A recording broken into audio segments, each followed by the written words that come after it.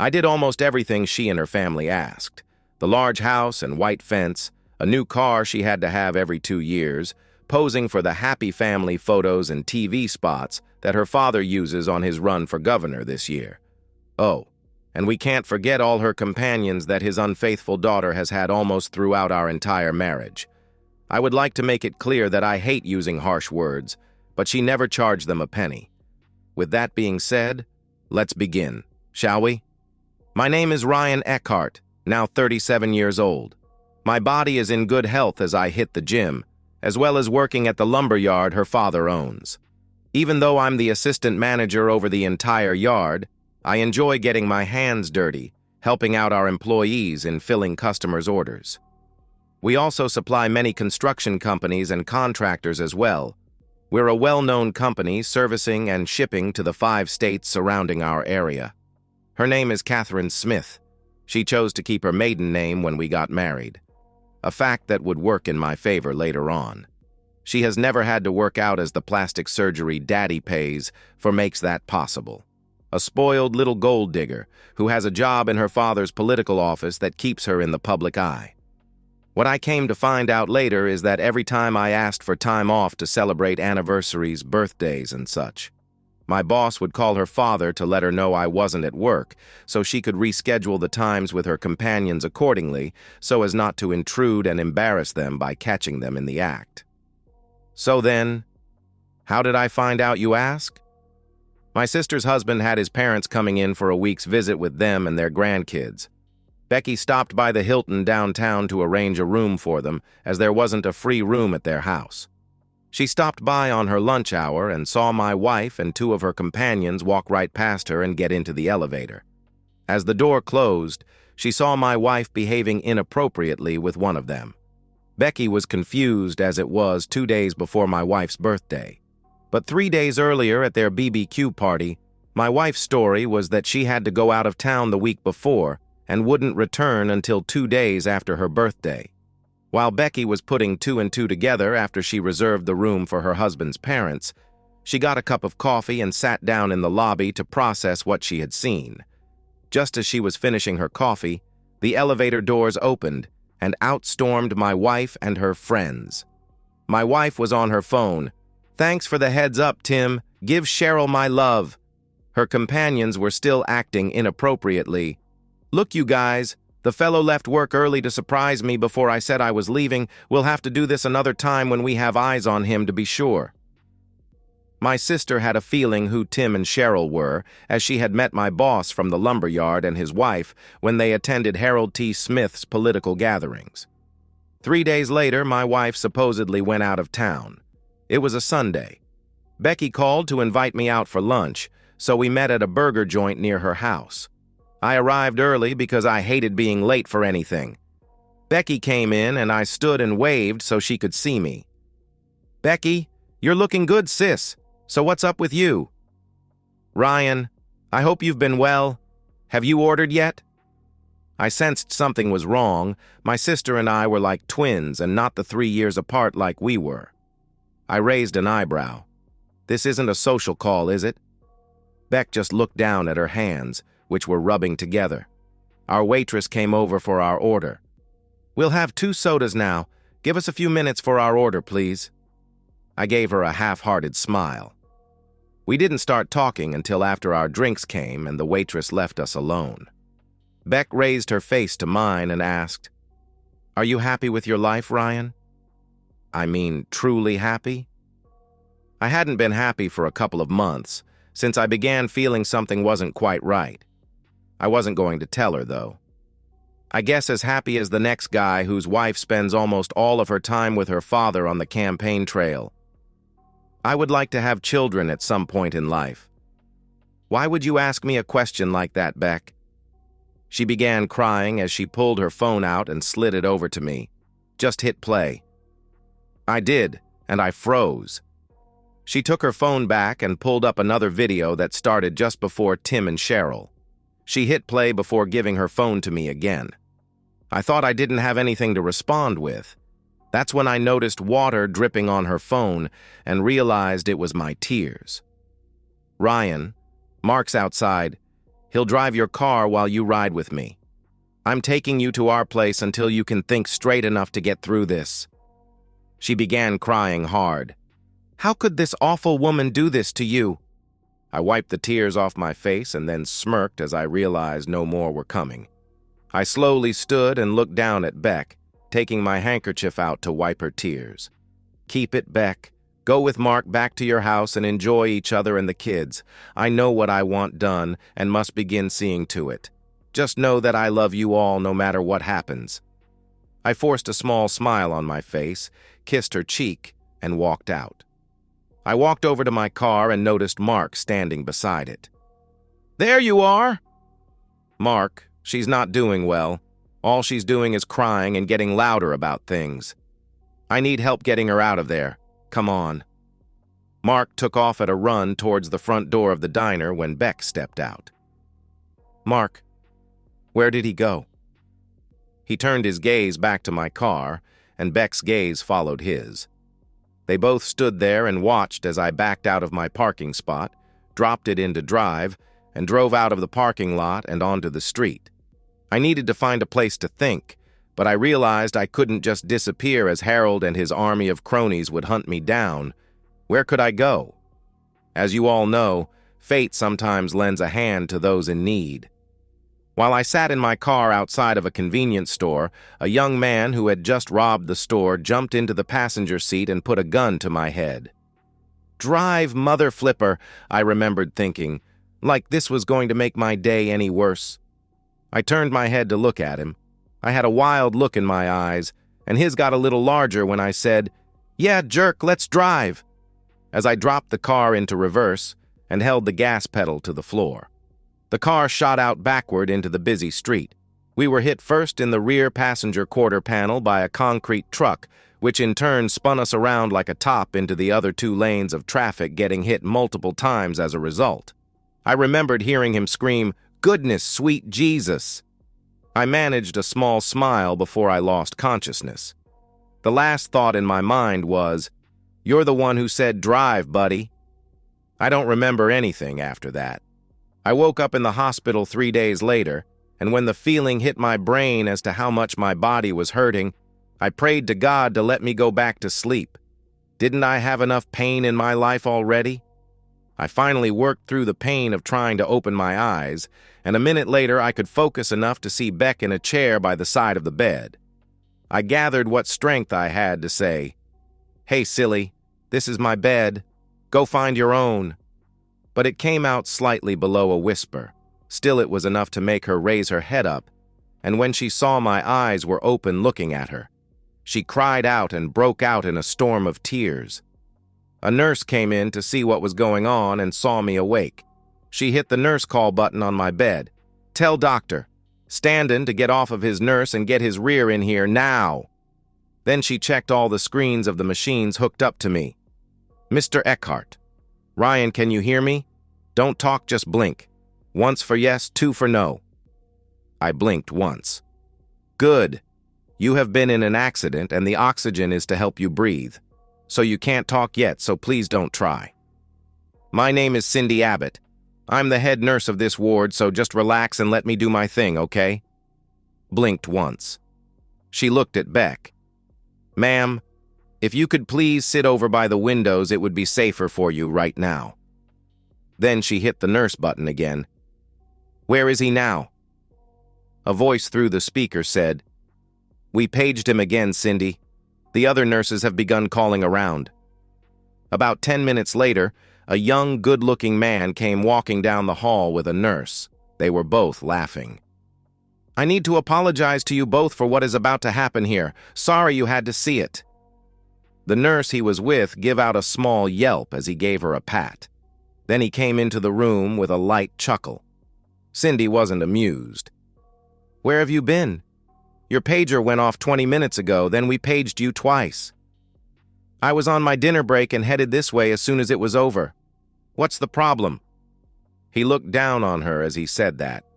Even though I was the one on medication and barely functional, I could feel the tension in the room rise and then snap as Cindy instantly turned red from what I could see of her chest up to her hairline. Her entire body puffed up as she walked over to him and snatched a handful of his shirt and white jacket. Her face came within an inch and spittle flew from her mouth as she just let it fly. When you're on call, you don't get breaks. The patients are your first concern. Their health is your priority, not playing grab rear with the nurses you socialize with. I don't care about how much money your family has or that your mother sits on the board of this hospital. You will do your job or resign and let the janitor who knows way more than you do the job. Understand me? His face was ashen gray as all the color ran from it.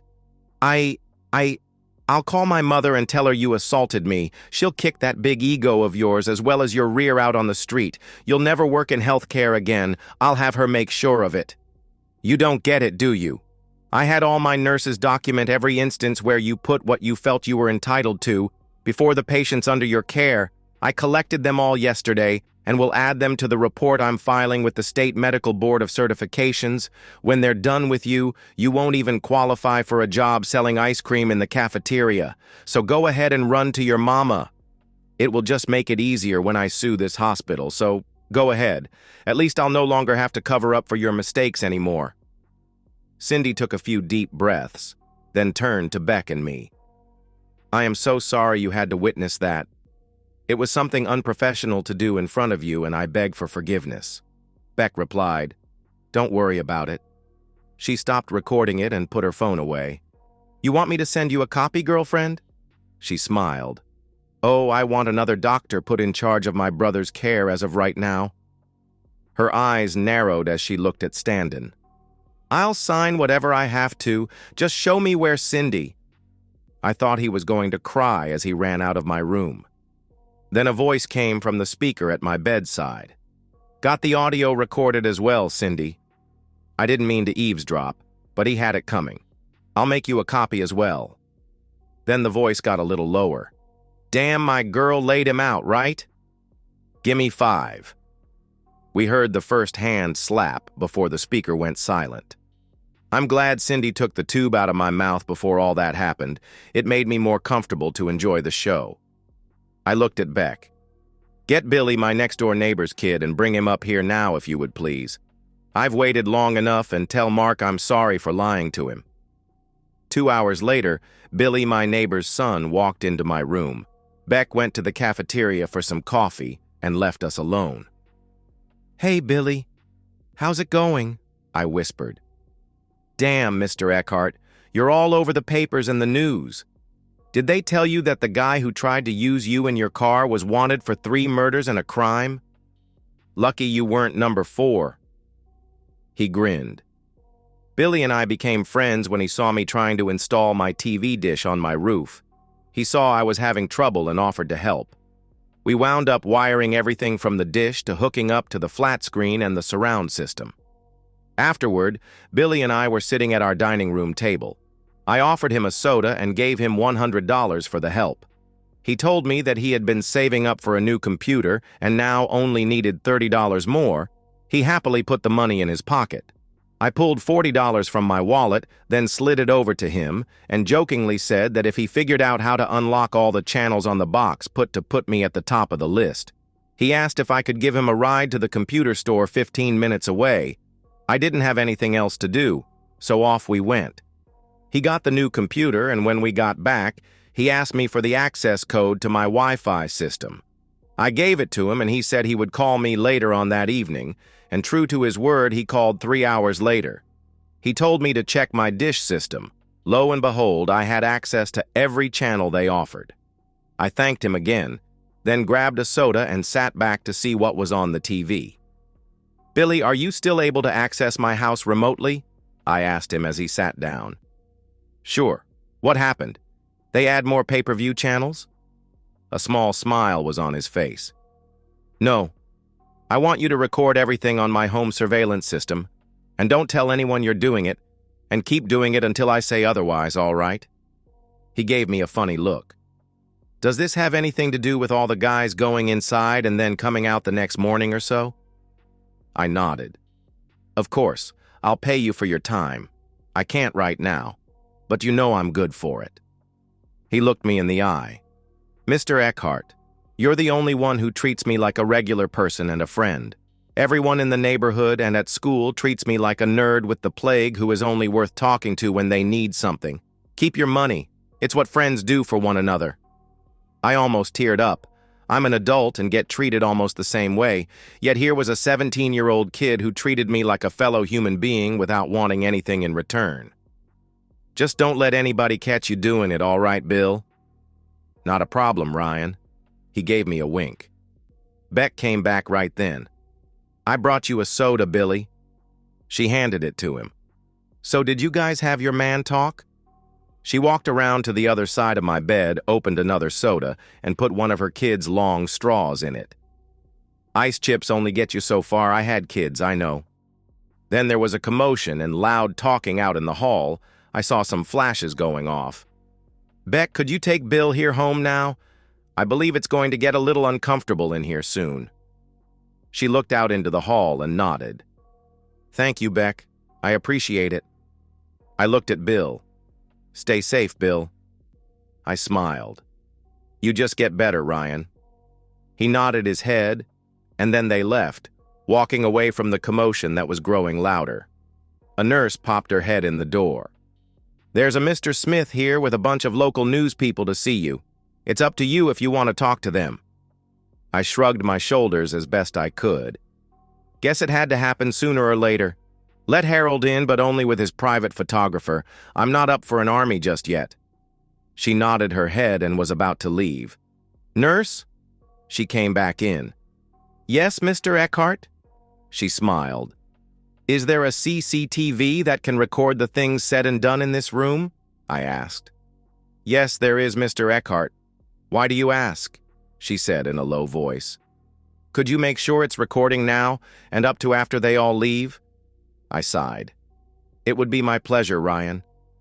Then she left the room to convey my wishes. I sat back and took a couple of deep breaths, getting ready to weather the storm outside in the hall. About 10 minutes later, Harold and another man came into the room. "Well done, son. You brought that murderer to justice. I'm proud of you." As he placed a hand on my shoulder, then smiled for the camera. "I'll just bet you are." I did my own pose for the next camera shot. Harold's eyebrow lifted a little bit with that one. "So, how are they treating you, my boy?" He didn't miss a beat, a true politician if ever there was one.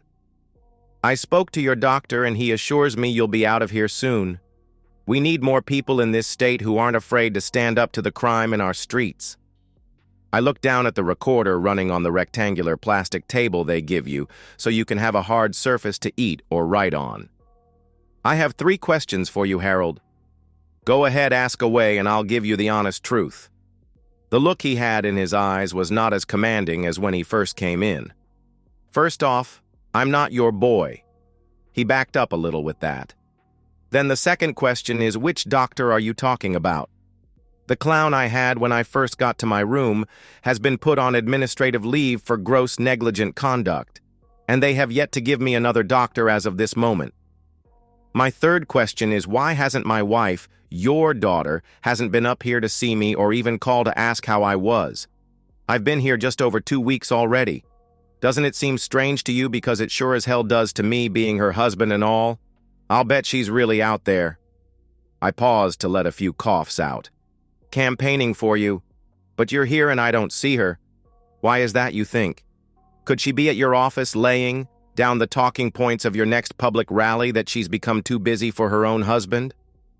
I shook my head, then looked him dead in the eye. "I thought that honoring family was the cornerstone of your campaign. Damn, I must have misunderstood you when I stood next to you on the podium at your rallies. Perhaps you could set me straight on that?" I raised both my eyebrows while giving him a little smile as I awaited his response. His face was just about lobster red right then, and in a tight voice he said, "I'm not sure. Campaigning is very hard. I'll have to look into that." Oh, if looks could kill. I had to turn his screw one more time to get him where I needed him to be. You know, she could be at home washing the sheets on our bed trying to get them clean for when I'm finally able to return home. What do you think? Is that what she's doing? I guess I could spend some time in a room at the Hilton downtown while she tries to get all those nasty stains out. Harold fumed as he turned and walked towards the door. When he laid his hand on the knob, I used my most politest voice possible. Does this mean no comment, or that our interview is over? I'm so confused now, days after the accident. His photographer stared at Harold's back during all of this and never noticed I had slipped the tape out of his recorder and put it back on the table. I pulled my phone out and called Sandy Jensen, the divorce lawyer that a friend of mine's wife had used in their divorce. He said, "She's a tough lady that once blood is in the water, she turns into the great white shark from hell. Just the one I was looking for." I called her and she said she had a cancellation at 9 a.m. tomorrow. I explained who I was and what I wanted. Then she said, and I quote, "Forget that. If it involves Harold Smith and his brood, I'll be over tonight. Does 8:30 work for you, Mr. Eckhart? Wait a minute, are you the one who married his daughter?" "Sadly, I have that honor, and please call me Ryan." "I'll be there at 8. Mind if I bring supper with me?" she asked. "Not a problem at all," I replied. "I'll pay you extra if you could bring 2 grilled cheese sandwiches with you." "Deal." And then the call dropped off. I called Beck, and when she answered, I asked if Mark's nephew was still with the sheriff's department. She said he was, and I told her to ask him to take a few days off and spend them with her and her family. "What have you done that we would need protection, Ryan?" she asked me. "I just poked the bear and he didn't move, so I made myself a club." I chuckled. "You should have seen his face." "Ryan, sis, do you trust me?" "You know I do, with the exclusion of your choice of marriage partners," she replied. "Then trust me now and do it. Also, you might want to watch the news for a while. You'll know it when you see it." I blew her a kiss. "All right, but after all this is over, I'm going to demand an explanation." "You'll get it. Talk to you later." And I disconnected the call. It was 7:45 when I asked the duty nurse for a couple of fruit juice boxes.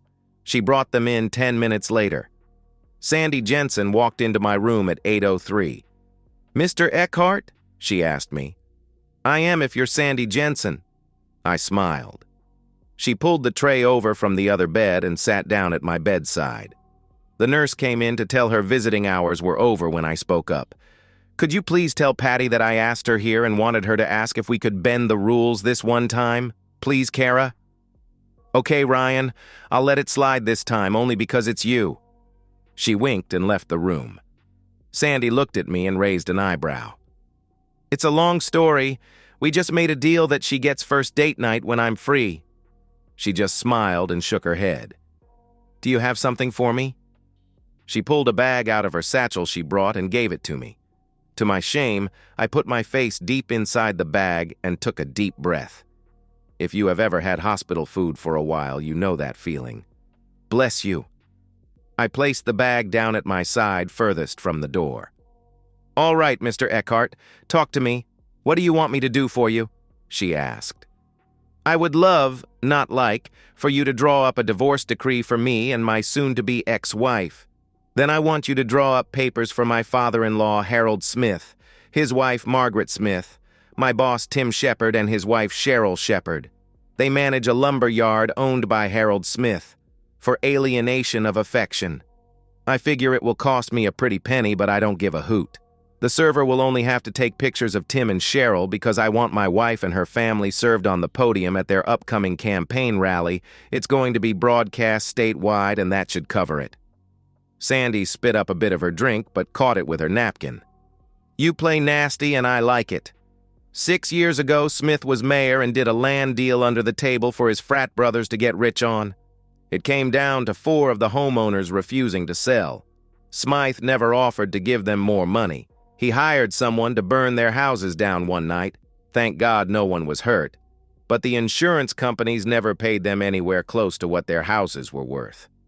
My grandmother died in a retirement community a year later, almost penniless. So in her memory, I'm going to do this at almost half the usual rate." "Why, thank you," I mumbled with a mouthful of grilled cheese. "It's too bad you don't have any pictures, videos, or audio. That would put a big nail in their coffins," she complained. I swallowed the food in my mouth. Actually, I do as a matter of fact.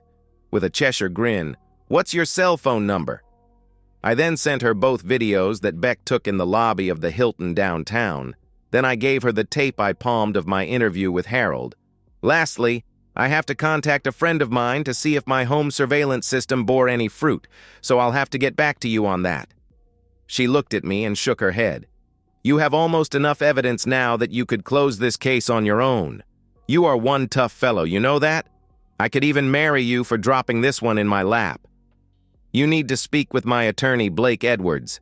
He has a copy of the prenup that Harold had us sign to protect their money and companies from being included in a case involving a divorce. But I seem to remember there was a no cheating clause in it as well. I gave her a smile. You sure you don't want to try this one? I'll be there to help you through it. She chuckled. I won't be there as I believe my life will be in danger going forward with this. You should check to see if I could do a video conference call throughout the proceedings. I have no wish to be accidentally shot while crossing the street or anything like that, but I want to make sure that justice is served. I think I can arrange that. So when would you like them served? She asked me. I would like them to both be served at the same time. My ex's family on the podium and Tim and Cheryl during the company board meeting that will be happening at the same time. The rally will be held 3 weeks from now. Could you do all that in that time frame? 3 weeks is more time than I need. I'm going to really enjoy this one. She grinned. Please check with the judge about my video conference tomorrow and get back to me as quickly as you can. I grinned at her. I would prefer you contact me in person because I'm now dying for a grilled cheese and a steak burger from Steak and Shake. We both laughed. It was a pleasure to meet you, Ryan. I'll be seeing you tomorrow. I might even bring you a shake as well. She gave me a wink. Strawberry if you would. I grinned back. I thumbed the nurse's button. My guest has left, Kara. You have nothing to worry about, but thank you. She's just your lawyer, right?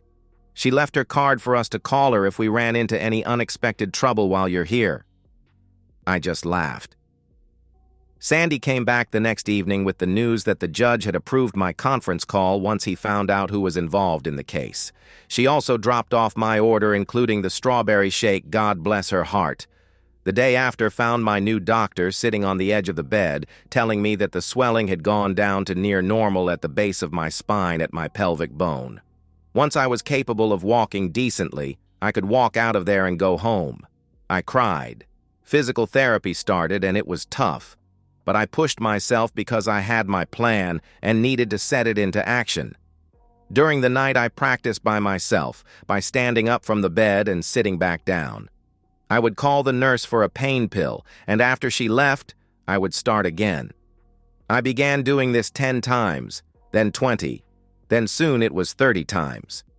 My nurse friends caught me one night, but instead of turning me in, they found me a walker and began helping me get stronger. A week passed, and I was able to walk with a cane, and believe me, I walked all over that hospital. When they couldn't find me, they wouldn't freak out. They would just come down to the children's ward and take me back to my room. You see, I loved children, though I thought I would never have any of my own. Finally, they told me that I was good enough to walk out of the hospital. Remember Kara? It seemed she wanted more from me than just a date, so I moved in with her at her townhouse. She kept working at the hospital and I worked on my plan. Bill had gotten me more than enough proof that my wife's legs worked like a revolving door than I could have ever hoped for. He even had a clip of my wife and her father arguing about her not going to see me to keep up appearances. She then screamed at Harold that if he didn't have the courage to make me go away, she would make one of her friends do it, and it would be a permanent solution. The next morning, I couldn't wait any longer. I called my nurse friends to have them add more security guards for them in case some bad things started happening. Then I had Bill give me the password to everything he had in the cloud, as well as access to the live feed at the house. I told him to keep his head down and his eyes open. Then I grabbed a few sodas and put them into a cooler on the floor next to the new laptop I had bought, along with 2 burner phones. I picked up the first one and called good old Harold. Hello? Hey, Harry. How's it hanging? He hated the name Harry. Ryan? You aren't still at the hospital, he mumbled. You're getting slow, dude. But you think you are a politician, so I guess it goes with the job, eh? I queued up the spot where my wife was arguing with him, then I let it play out. I just called to give you the number of my Swiss account so you can send me $5 million, jerk. Where are you? I sure as hell not going to give you any money, jerk, he yelled. Down, Harry, down, boy. Let me play you my next call to the FBI. I put the phone close to a speaker and hit play. Everything played out and each word came in crystal clear. Still with me, Harry, old boy? I didn't like the way you said that, so the price went up to $10 million. Shall I go higher or just make that call? You and your daughter really stepped into a pile of trouble this time. Don't you think so? You jerk! I'll get you! He yelled. Sorry you feel that way, buddy, but if there's a troublemaker in the pile, it would be your wife. Say hello to the FBI when they get there because I've so much more than your little chat with your daughter. I think I'll just give them all of it. And I hung up. I called back 45 minutes later. He answered on the first ring. Thinking any clearer now, buddy? I heard some breathing on the line. Is that your daughter I hear? Have her be quiet so we can hear each other talk, okay? Forget you, buddy. I should have handled you like I wanted to in the first place. Then we'd be set in the governor's mansion and you'd be gone. So testy, aren't you, lady? Least your father knows I'd be recording this call, so be quiet. It will cut down on the echo I'm hearing so I can hear Harry talk. And Harry? The price went up to $20 million since your daughter can't be quiet for even a minute. Sorry, guys. I have a call I have to take. Then I hung up again. I had already Googled to see who the top man in the FBI was for political corruption. I finished my soda, took 2 ibuprofen, and opened another soda. I called them again. They picked up right away. I gotta hand it to you, Harry. I don't know what you did to upset Agent Bellsworth so bad, but he really wants your posterior. I have him on hold on the other line, Harry. What should I tell him? Then I played a short segment of his wife calling her friends to extort money for his campaign. It's your call, old boy. What do I tell him? I'll catch up with you one day, Ryan. It's going to take a week for you to be sorry. Blah, blah, blah. He's waiting, I said. Give me the account number, fellow. I gave him the routing and account numbers. You got 15 minutes to make the transfer, or I call him back. Then hung up again. He made it with 3 minutes to spare. Then it was time to call Timmy and Cheryl. Timmy, you old fellow, what have you been up to? Hopefully more than running the slush fund for Harry's money. I'm going to make you a one-time deal. If I hang up before it happens, you both will be having the FBI visiting the office as well as your home to take a peek into your walk-in safe you got there. Don't try to tip anyone off or call anyone because I've tapped all of the phone lines at the power station out front, and if my friend there sees his little meter registering a Wi-Fi call, it's all over as well. Do I have your attention? What do you want with us, Ryan? We haven't done anything to you, he replied. Nothing but kept your nose up my rear and call Harry or my ex-wifey whenever I was gone longer than I should have been, right? I was enjoying this. We had no other choice. You know what Harold would have done to us. He even sounded sorry just a bit. Well, the FBI is going to call me back in 20 minutes. If you and Cheryl don't wire $25 million from the slush fund to my Swiss account before then, well, I guess I'll just have to tell them everything I know. I hope you enjoy the rest of your lives being members of Club Fed. I'll be watching the account, and then I gave them the routing and account numbers. Remember, 20 minutes or all you'll see of your kids will be pictures that their adopted parents send you in prison. You know what? Make it $30 million. I hate having to listen to whiners. Then hung up.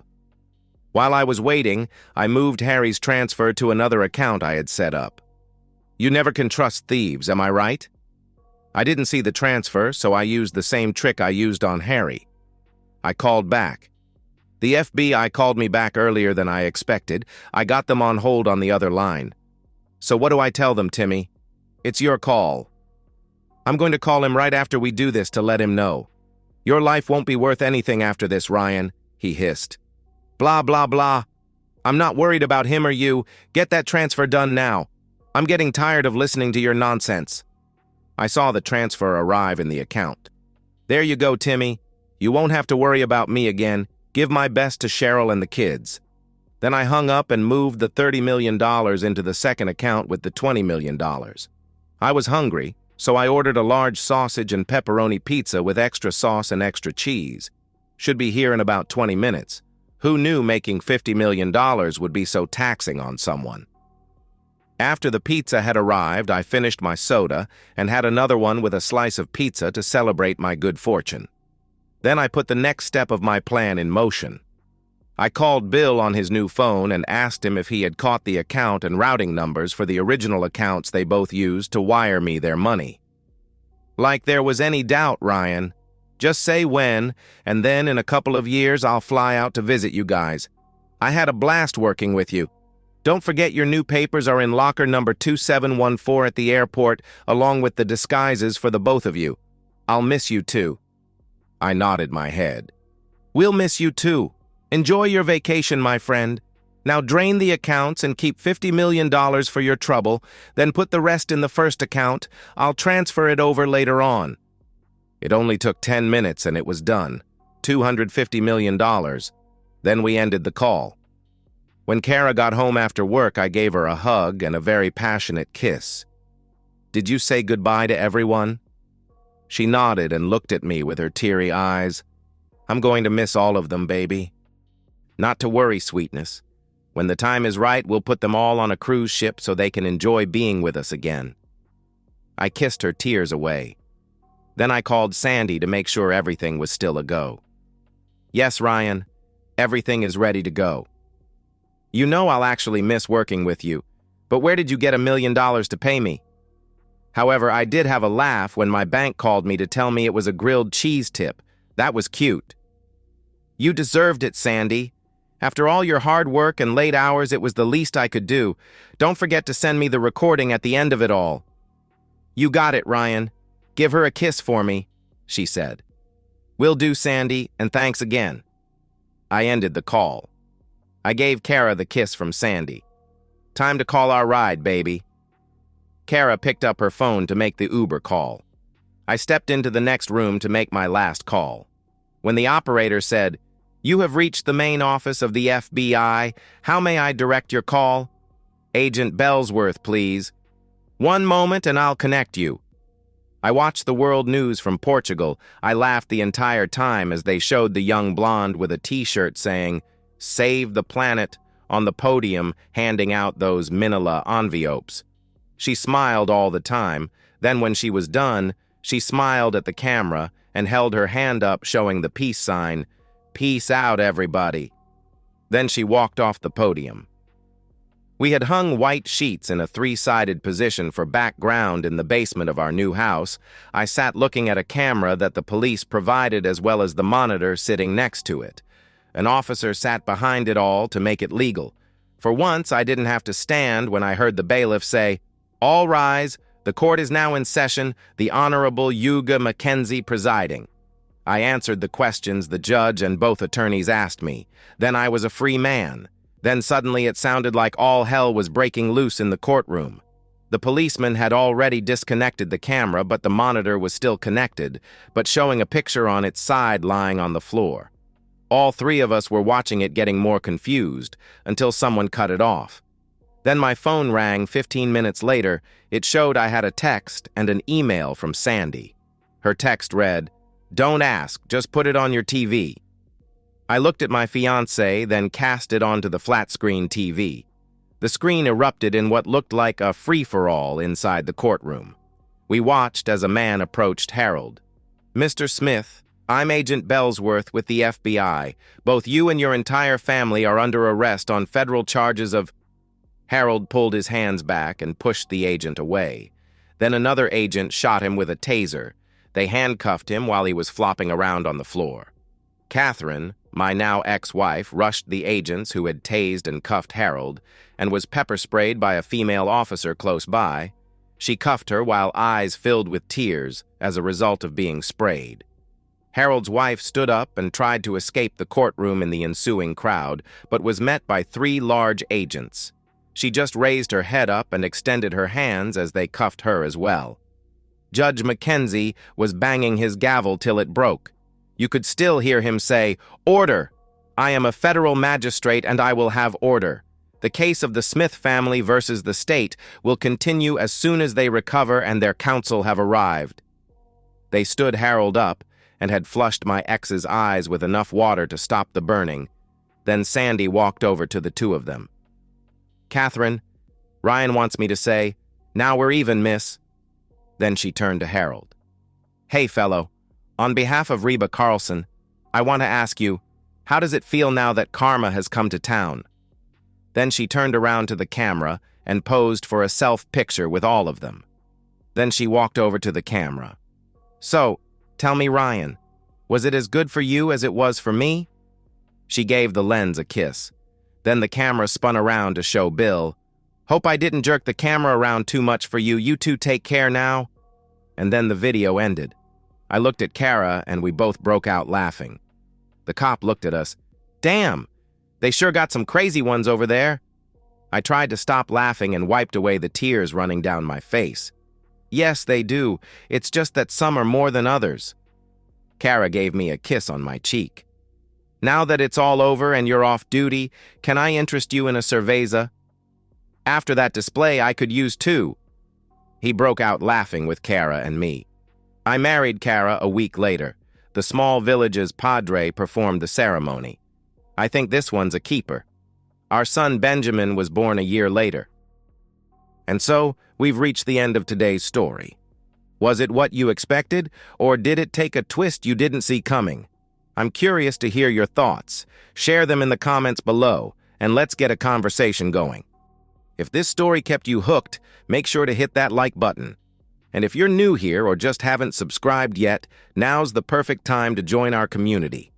I bring you fresh, captivating stories every day, so click that subscribe button and turn on notifications so you never miss out.